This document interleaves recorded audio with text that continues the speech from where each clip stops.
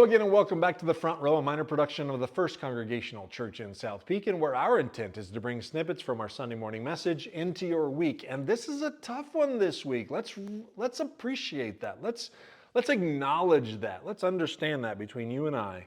This is a difficult conversation, and I hope that in the presentation of it, it doesn't come across too strong or like I've got it figured out. This is just our attempt at exploring a difficult conversation around the spiritual discipline of submission. And a lot of the references that we find in God's Word are centered in the language and the culture of the day they were written. And we might struggle a little bit with the translation to today's day and age, but there is something that I really want to center in on that our author centered in on, our author Richard Foster, and that is the fact that Jesus introduced a truly revolutionary concept in his teachings and his life example. Our author refers to another author, John Howard Yoder, in his book, The Politics of Jesus, and he gives him credit for a summary term that captures the essence of this thought. I will point also to John Dixon's book, Humilitas, which was my first exposure to the fact that Jesus' teaching of humility and leadership, of servant leadership, of others before self, that was absolutely revolutionary in his day.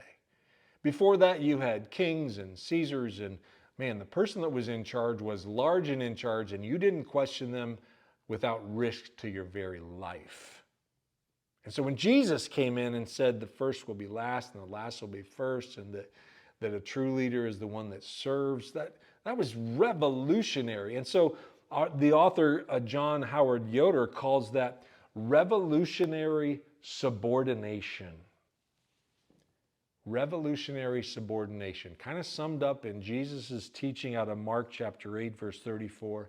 If anyone would come after me, let him deny himself, take up his cross, and follow me. Richard Foster refers to it, he talks about the fact that, Jesus took this idea all the way to the cross. He died for you and I.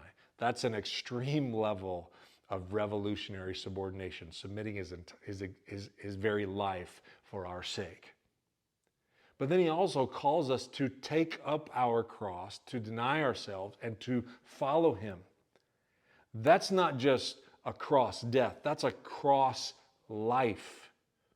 That is a way of living by the way of the cross that allows the reality and the essence of that sacrifice to be played out in everyday life, in our interaction with others, in our interaction with our communities, in our interaction with God himself.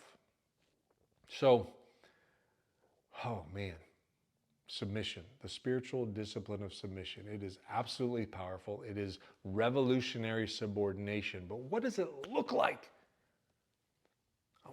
It's one thing to wrestle with the concept. And man, when we read the scriptures that I mentioned in our first episode this week, that was Martin Luther's Haustafel, those are some striking words. This table of laws that govern Christian households.